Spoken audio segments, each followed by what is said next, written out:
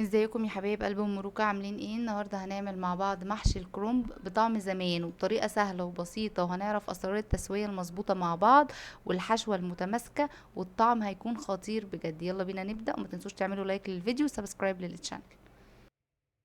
هتجيبي بقى الكرنبايه وسط كبيره زي ما انت عايزه، وهتبداي تقطعي الورق الاخضر ده كده تشيليه عشان مش هنحتاجه خالص زي ما انت شايفه كده. هتبداي بقى ايه، تجيبي سكينه صغيره زي ما انت شايفة، تقطعي الراس بتاعة الكرومباية من الحتت دي بس عشان تتقطع معاكي. كده خلاص اهو شيلنا الراس. بصي بتشيليها كده. كده خلاص بقى الورق هيبدأ يتشال معاكي بسهولة. هنا خلاص بقى بعد ما خلصنا كمية الورق، هتجيبي بقى حلة على النار، هتحطي فيها مية وشوية ملح وكمون، واول ما المية تغلي معاكي هتنزلي بالكرنب زي ما انت شايفة كده على ظهره. تمام، وهتفضلي تنزليه كده بالمعلقة لحد ما ينزل تحت في المية. تضغطي عليه بالراحة، ما تدوسيش جامد. اول ما المية تبدأ تغلي معاكي، لو انتي مش عارفة استوى ازاي، هاتي سكينة زي ما شفتي كده، وهاتي الحتة الناشفة دي واضغطي عليها، هتلاقيها استوت. طلعي الكرنب على طول، بس هو ما بياخدش ثواني في التسوية. اول ما بتحطيه في المية اول ما يغلي خلاص. هنا بقى بعد ما خلصت كمية الكرنب كلها سلقتها، هنجهز بقى تسبيكة المحشي. هتجيبي بقى حلة على النار، هتحطي فيها معلقة سمنة كبيرة، وهتنزلي كمان بشوية من الزيت. واول ما يسخنوا معاكي هتنزلي بثلاث بصلات كبار متقطعين عادي مش في الكبة. تمام. واول ما البصل يبدأ يدبل معاكي هتنزلي بمعلقة صلصة كبيرة. لو الطماطم عندك مثلا لونها كويس مش لازم تحطي صلصة، بس انا الطماطم عندي لونها فاتح فحطيت صلصة. ننزل بقى اهو بعصير الطماطم.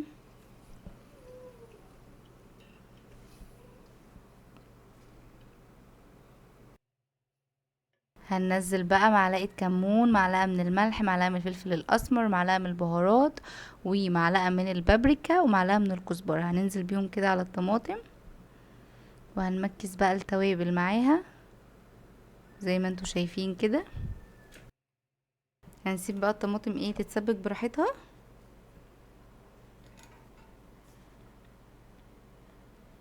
هنا بقى ايه، بعد ما الطماطم اتسبكت، شوفوا بقى اللون والحلاوة. هنسيبها بقى تبرد خالص، وعقبال ما هتبرد هنقطع الكرنب مع بعض.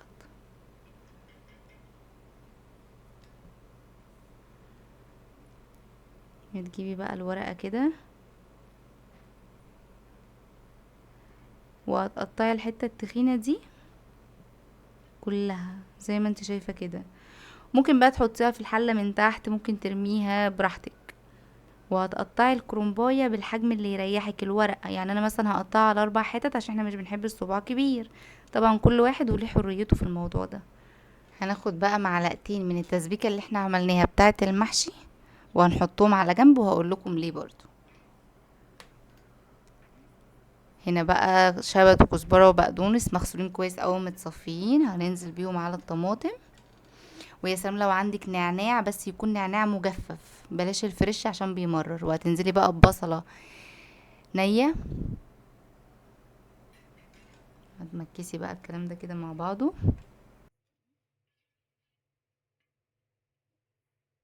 ودول 3 كوبايات رز مغسولين كويس مش منقوعين، هننزل بيهم برضو على الطماطم زي ما انتوا شايفين كده. هنمكس بقى الكلام ده مع بعض.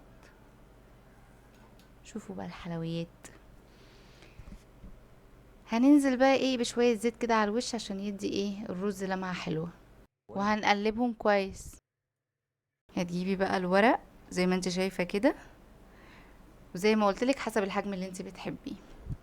تفردي الورقة وتحطي شوية رز مش كتير، لان الرز طبعا هيزيد معاكي عشان ما يطلعش بره. فكده كفاية. تمسكي بقى الورقة، وانتي يعني ايه وانتي بتلفيها كده تشديها بسيط عشان تبقى الورقة متماسكة معاكي زي ما انتي شايفة كده. واي زيادات من بره تشيليها، لان زي ما قلتلك الرز اصلا هيزيد معاكي. اخلص بقى ايه الكمية وارجع لكم.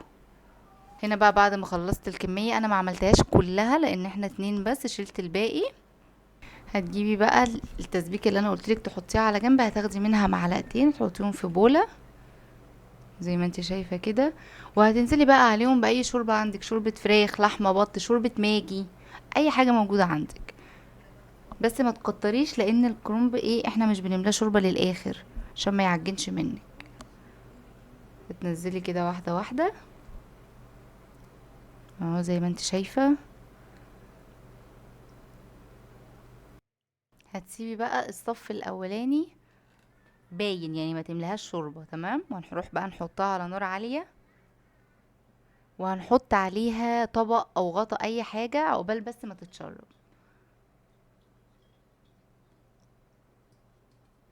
هنا بقى كانت خلاص. اول بقى ما يبدأ يتشرب معاكي، هتنزلي بقى بشوية زبدة او سمنة بلدي، اي حاجة عندك. ولو ما عندكيش الاتنين ممكن تحطي سمنة عادية عادي. وهتحطيها بقى على نار هادية، خلاص هنهدي النار وهنسيبه بقى يستوي براحته خالص.